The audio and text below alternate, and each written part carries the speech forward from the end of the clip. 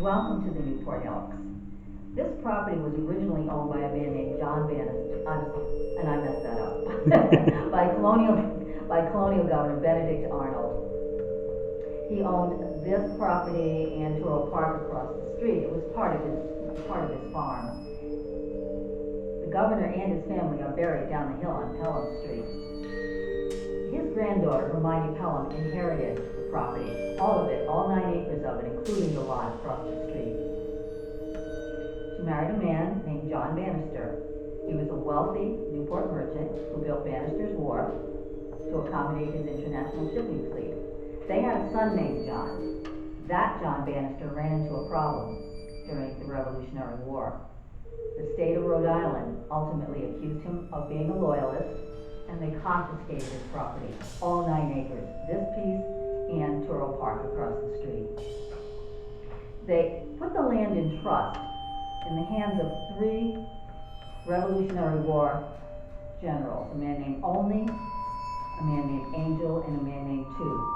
Those 3 men were supposed to oversee the sale of the property and make sure that the proceeds from the sale went to compensate Revolutionary War soldiers who would never be paid. We don't know that ever happened. But what we do know is that a descendant, an only descendant, eventually sold this property, just the Elks piece, not Toro Park, sold it to a Newport developer. It eventually passed into, by the mid-1800s, it passed into the hands of a man named William Potter. In 1844, William Potter built the Atlantic House Hotel on this property.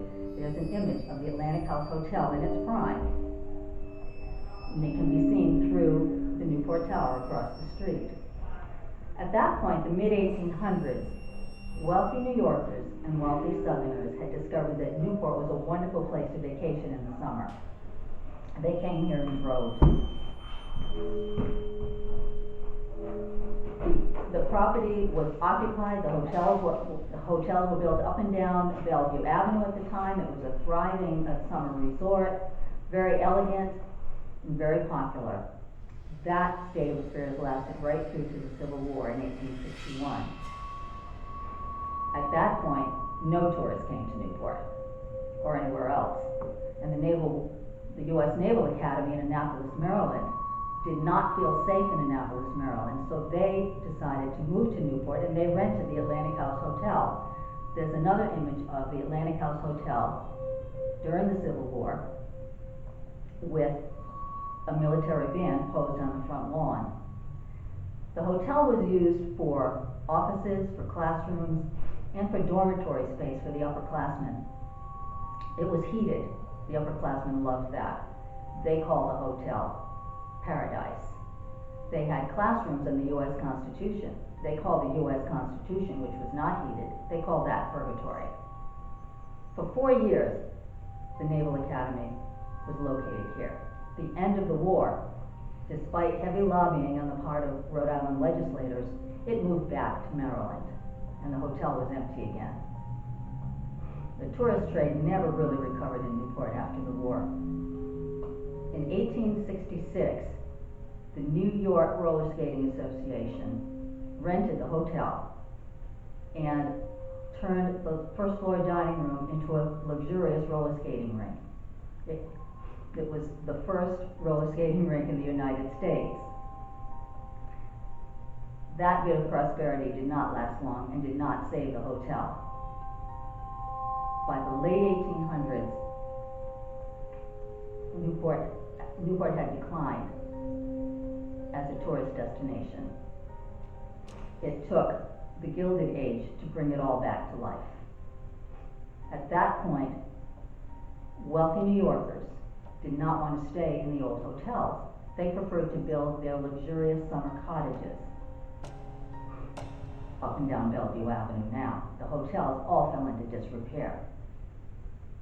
The Atlantic House Hotel was demolished in 1877, and the lot was empty. It remained empty for 2 years until a wealthy Philadelphia woolen manufacturer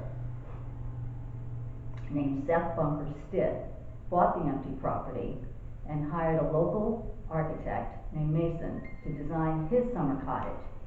The cottage was called Parkgate. There's a picture of Parkgate from the early 1900s when it was still a private residence. Looks a bit like a haunted house, doesn't it? We'll get back to that. Seth Bunker Stitt moved into Parkgate with his wife in 1879. That was his second wife. His first wife had died in childbirth before Parkgate was ever built. They had a daughter, Ida, who was born in 1845, again, long before Parkgate was built, so she never spent much time here. But Seth and his second wife did. From 1879 to 1898, they called Parkgate home in the summer during the season. By 1902, the Stitt family decided that they no longer wanted to own Parkgate. Its next owner was the Countess Annie Leary. There's a beautiful portrait of Countess Leary dressed up in her finery. The Countess was a wealthy New Yorker, a socialite, and a devout Catholic. Her father had earned his money as a stylish New York hatter. He went into business very early on with a man named John Jacob Astor. Became fabulously wealthy. Annie and her siblings traveled in the best of society in New York, entertained lavishly. She and her brother, who neither one of them ever married, she and her brother Arthur eventually shared lodging in New York and in Newport. They rented a summer cottage here in Newport for years. Arthur died in 1898. He left his sister Annie his fortune. She had also inherited her father's fortune, so she at this point was fabulously wealthy. She continued to entertain lavishly in New York, and to her credit, she also gave very generously of her time and money to charitable causes, and particularly to the Catholic Church, which is why in 1901, the church bestowed the title of Papal Countess on Annie Leary. Annie purchased Parkgate in 1902. It became her summer home. She entertained lavishly here. She was a huge part of the local social set. Her brother Arthur had been the only Catholic on the Astor's 400 list. That is the circle in which Annie Leary travels still. She maintained a residence here until 1919, till her death in 1919. She was passionate about gilded mirrors. All of the gilded mirrors you see here at Parkgate belonged to her. She also had a huge walk-in safe in the basement. When I say huge, it was half the size of this room. It's still there. That safe was to house her jewels and her valuables. She must have had quite a collection of jewels and valuables. That safe, as I said, it's still there, and it plays a role later in the history of the house. Countess Leary passed away in 1919. The house came on the market, and the Elks purchased it. The Newport Elks purchased it in 1920, just in time for Prohibition.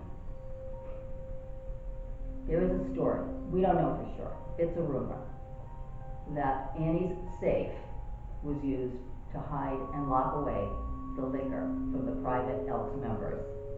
We don't know that for sure, but what we do know for sure is that a lot of bootleg liquor found its way into Newport Harbor, and there was more than one speakeasy in Newport at the time. It's very possible that Parkgate with the Elks was yet another one. It's just a rumor. The Elks maintained this house for their own purposes all those years. They've certainly made changes, but it is basically as the Countess knew it. The first floor was for entertaining.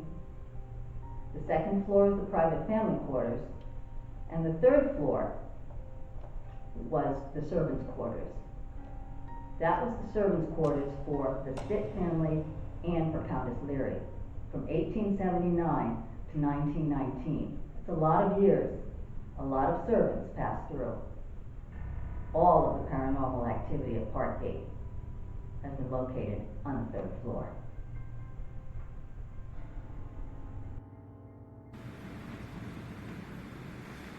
Welcome to the Newport Elks Lodge. Please come in.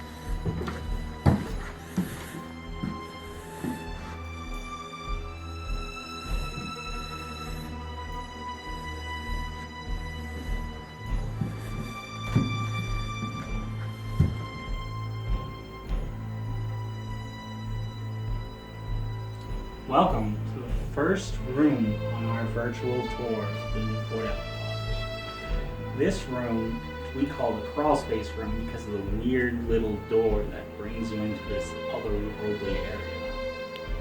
In this area we have had investigators get scratched, caught a scream in the hallway that we just came from, and had flashlight sessions as well as K2 hits that we could track around the room.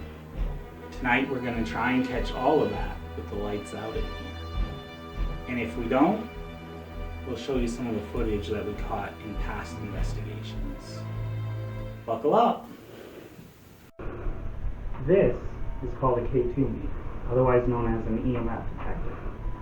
These track electromagnetic fields, which can be from natural causes like poor wiring or whatever, but it also can go off when it detects spirits. In this room, we've been able to walk around with it and have it light up all the way to red sometimes. So now we're going to see if anyone here with us wants to light it up. I'm first going to turn it on. You'll see it light up to turn on.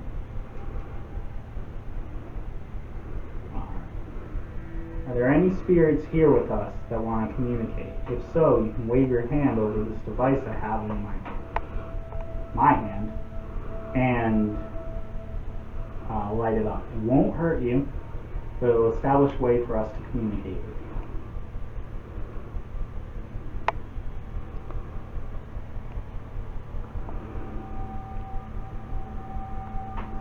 Stomach growling.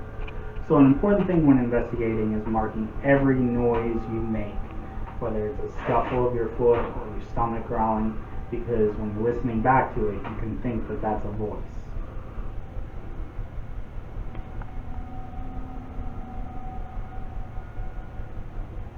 Alright, I think I'm going to get up and try and walk around the room and see if I can get this to light up. I'm going to have the camera follow me. We're going to check this corner first.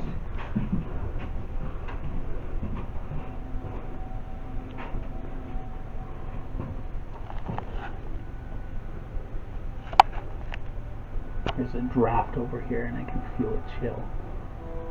It's probably just needing work. Now I'm scanning over here, and if I go over to the light, sometimes, there we go, it lights up from the wiring in that wall. But that's natural, that's not a ghost.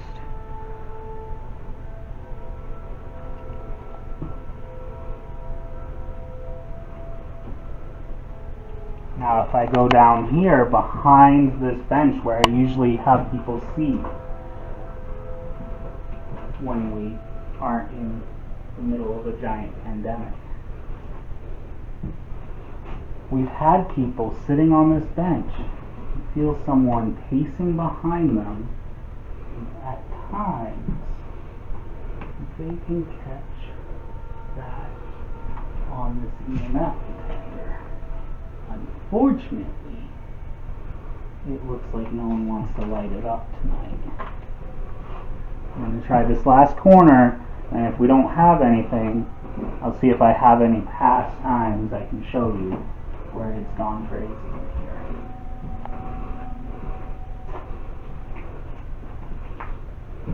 If there's any spirits that want to communicate, this is your chance. We haven't been here in a while. We haven't been able to get up here. So this might be the last chance you get to talk to us.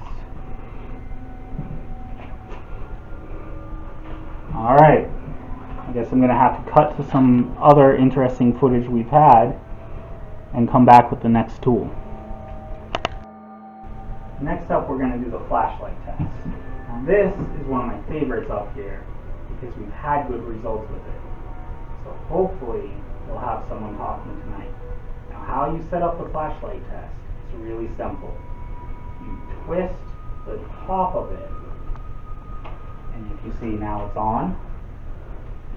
If we twist it right to the edge of it being off, and we set this down over in this corner,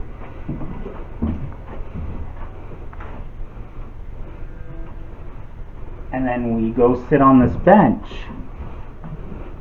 if you want to back up to the bench and sit down, we can see that flashlight with no one around to turn it on, and we can say, if there's someone here that wishes to communicate with us, there's a metal cylinder in the back corner, because they might not be aware that it's called a flashlight. And we would like it if you could give the front of it a little twist, and it will make some light, and that'll help us be able to establish a means of communication with you. If you're here with us, could you turn that light on now? It's just a little twist.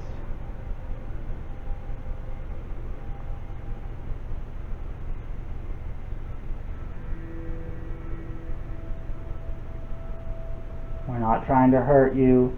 There's no way that light will hurt you. We just want to communicate with you.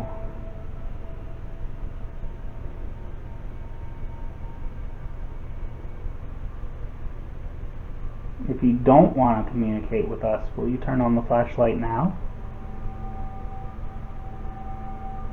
If you turn it on now, we'll wrap up this room and we'll head out to a different room and leave you alone.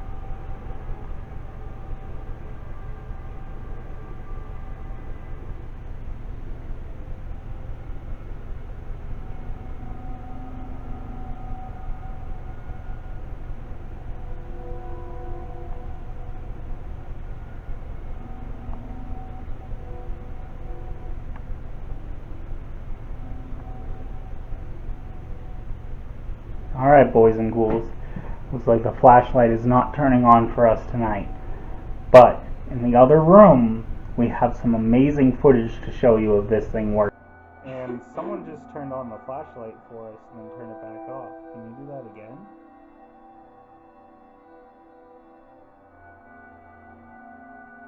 Thank you. Can you shut it off again for us?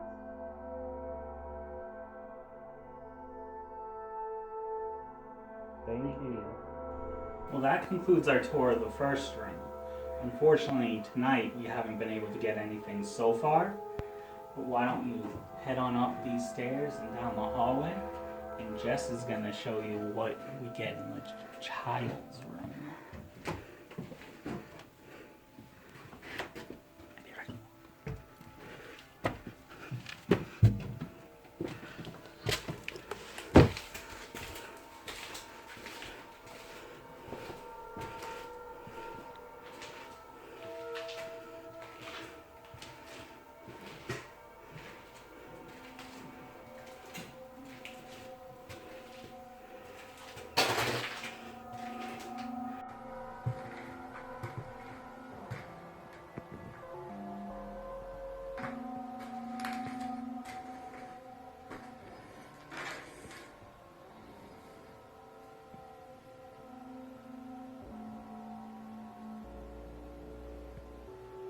Welcome to the little girl's room.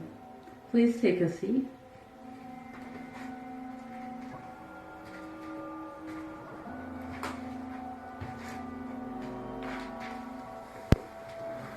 We call this little girl's room because many different people have felt a child spirit in here. They have felt like a child is tugging on their shirt or holds their hand. Many people have brought her toys since we discovered this.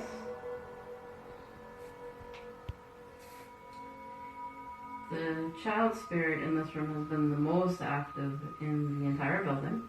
We actually refer to her usually as the little girl. So we're very excited to show you this room with her in here. She likes to tug on people's clothes and hold their hands. And also, don't mind the big hole above you.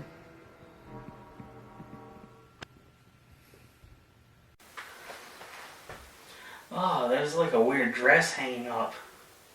You've never noticed that before? Chris, somebody brought it for her.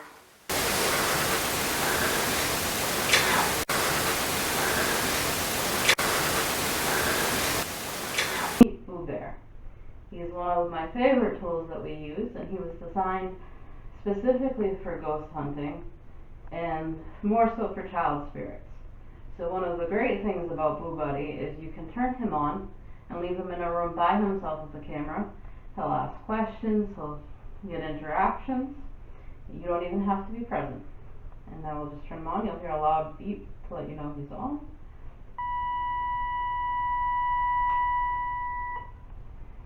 So you'll notice his hands will glow red. His tummy is glowing green, that's just to let us know he's on and working. His hands are glowing red because I am holding him up. So anytime he is physically touched, lifted, or pulled, his hands are going to light up red to let you know he's sensing physical movement. So I will put him down here on her chair. So what he does is you'll hear him talk in a minute. Hi, I'm Boo Buddy. What's your name? Like that. And he'll ask different questions. And we're hoping we'll get a response on a recorder. The other thing he does is he senses temperature changes. So he'll say it's getting cold in here, or phew, it's hot. That's to let you know he's sensing the temperature. And he can also tell you if he's being touched even if his hands aren't lighting up red. He will make statements to say, "Ooh, I'm ticklish," or "Thanks for holding my hand," and that means something is physically touching him at that time. And how do you distinguish between the questions that he asks randomly and him announcing he's been touched? It will be a general statement. It won't be in the form. Could you please say it again? It won't be in the form of a question such as that. It will be more like, "I'm ticklish," or "Thank you for holding my hand." It's going to be a statement. Alright, so why don't you do a session with him, and let's see if we get... So you'll find that a lot of ghost hunting, unlike what you see on TV, is mainly sitting in the dark asking questions.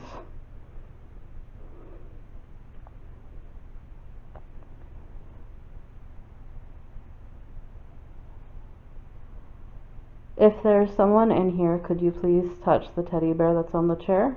Could you try moving his hand or picking him up?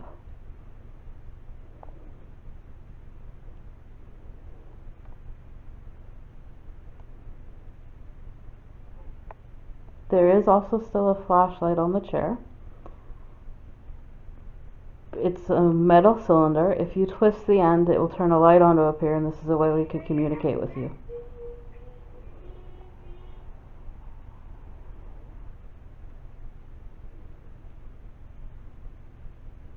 Can you make a noise for me?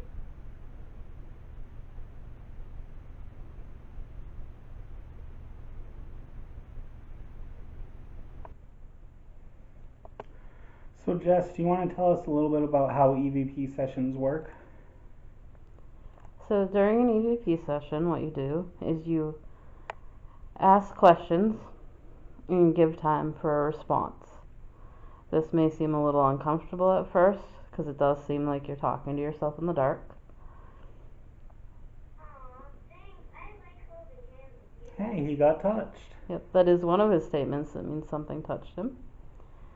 So if you just held the teddy bear's hand, could you do it again?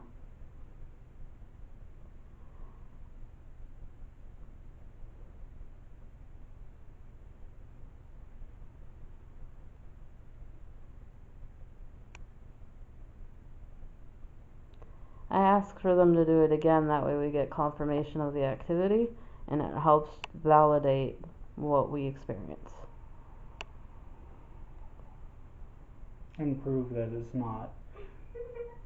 That tickles. That means he got touched again. Thank you. Thank you for touching him twice. It's been a while since we've been in here. Do you want to communicate with us tonight? If so, can you touch the bear a third time?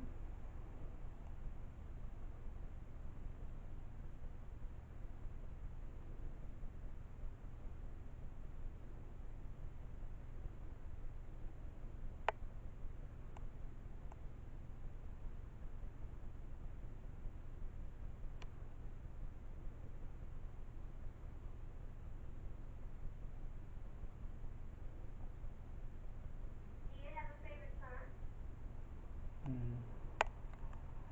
Try and touch that bear again.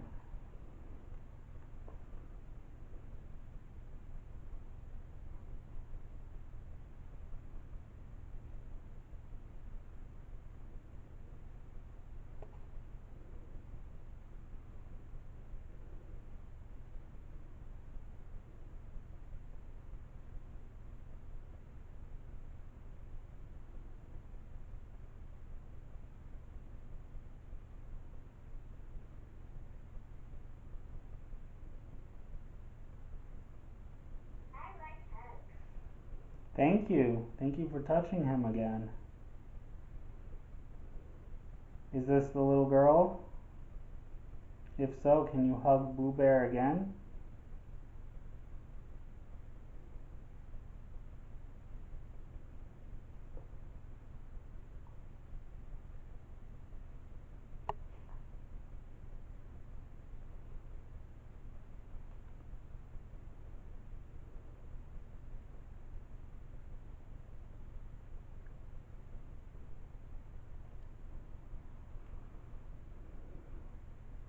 Do you know what time it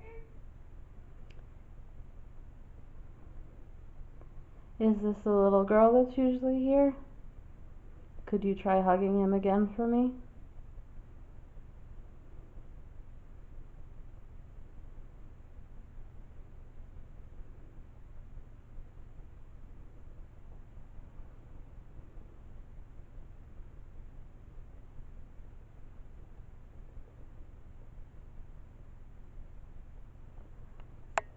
That is me moving in the chair.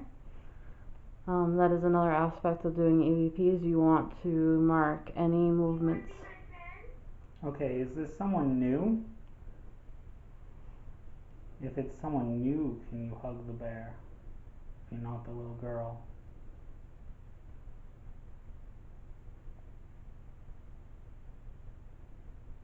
And yes, as Jess was saying, you mark every noise that could be misconstrued as something else. So that when you really catch something, you know it's supernatural.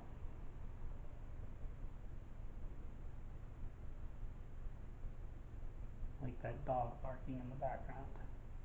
Real dog. Do you want to hold my hand? Okay. So whoever was touching the bear, they're not someone new, they're not the little girl. If you're still with us, can you touch that bear?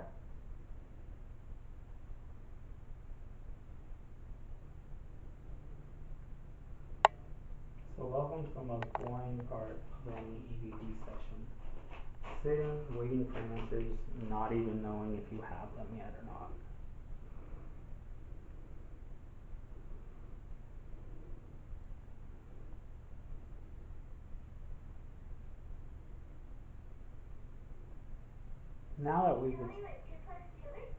Now that we've explored the two major rooms we've had activity up here, why don't we take you on some of the places we don't take the tours normally, because they're harder to fit a whole group of people in.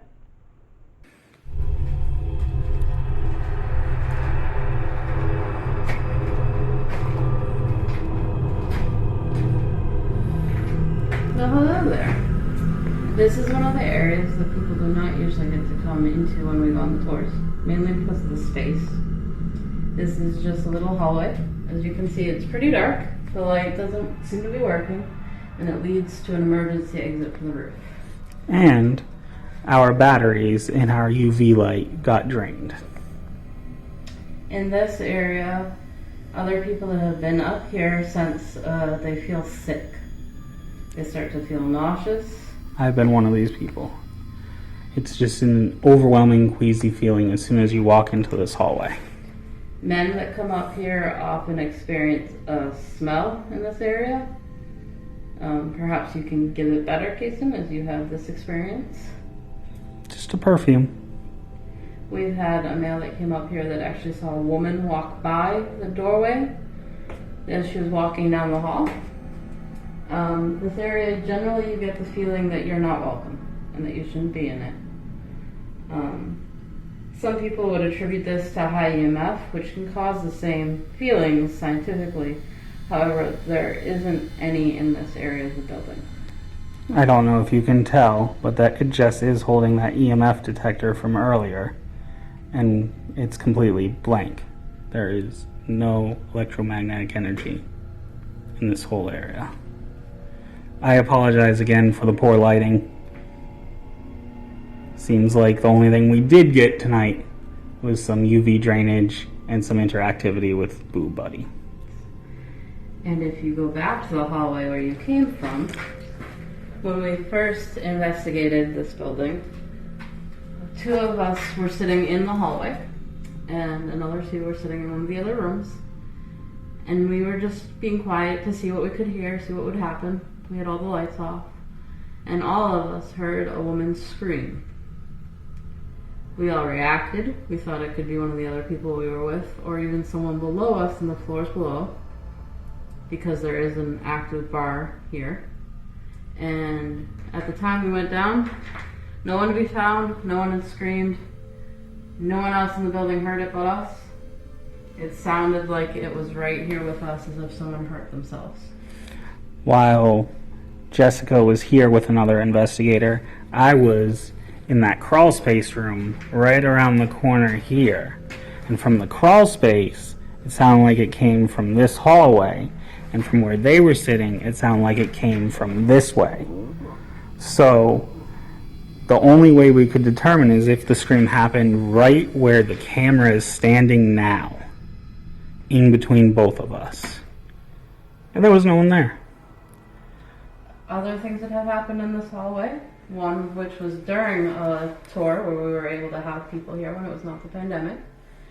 And I was up here with about 6 other people. We were the only people up here at the time. And we heard heavy footsteps come down the hallway towards the little girl's room, which is right over here. And after we heard the footsteps, we heard knocking on the wall. I came out, nobody was out here.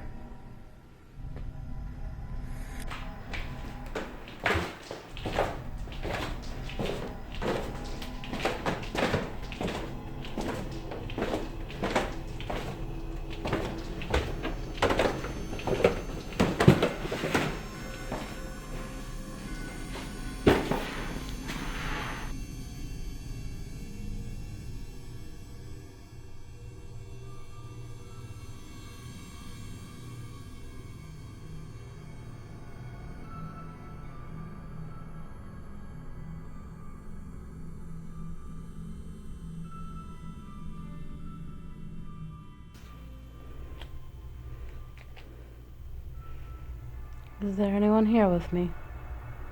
If you yell really loudly into this orange light, I'll be able to hear you later. Could you please tell me your name?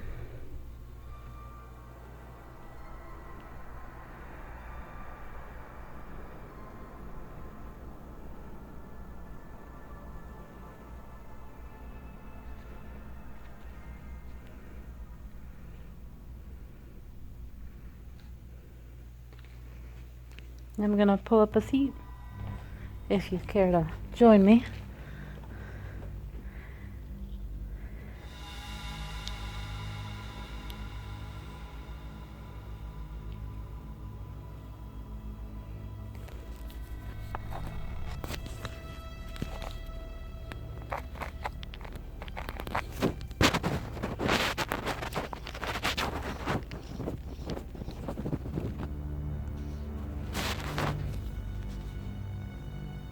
What am I holding in my hand? It is called a flashlight.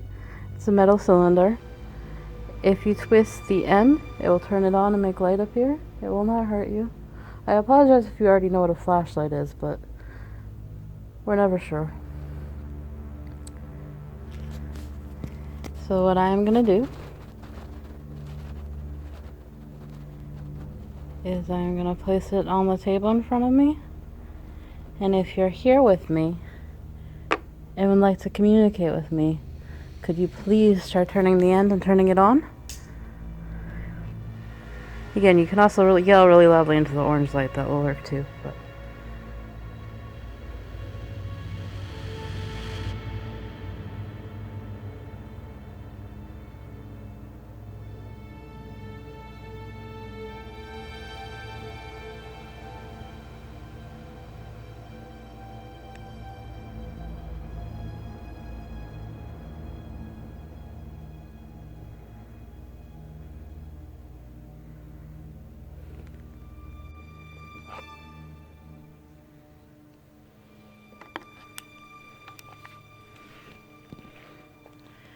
because I'm not sure that this recorded the first time.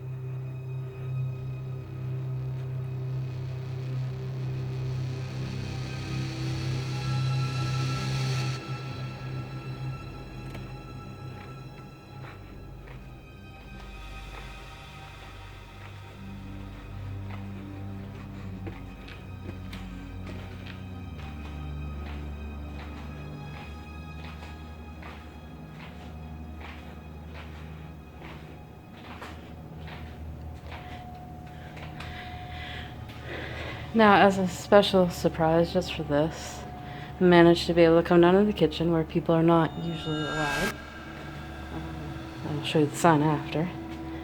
I'm down here for two good reasons. One of which the sink area is where a dishwasher experienced somebody touching them. After that, they would not come back down here. And if we pan this way, it's a little harder to see into here. This is the remnants of an old safe that used to belong to Annie Larry, also known as the Count.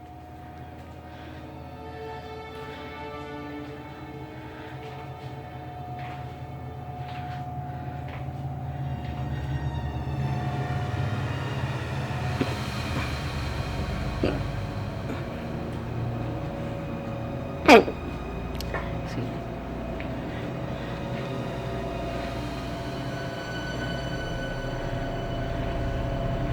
With ghost hunting, one of the issues is noise some of the time when you're trying to get recordings. As over a recorder, the noise you hear in the background now, which is the general machinery for a building, is often overpowering and will wash out any other noise. However, still wanted to take this opportunity to show you around a little bit and show you the older parts of this amazing building.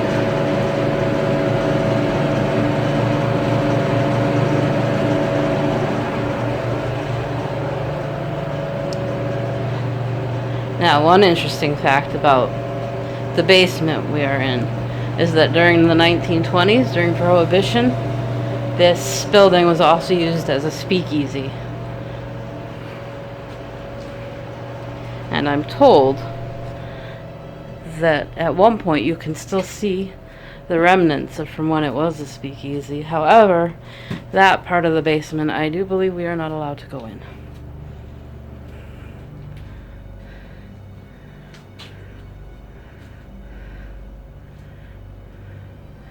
But for me, that's one of the best parts about being a paranormal investigator. You get to see the secret parts of historical places that the public often is not allowed.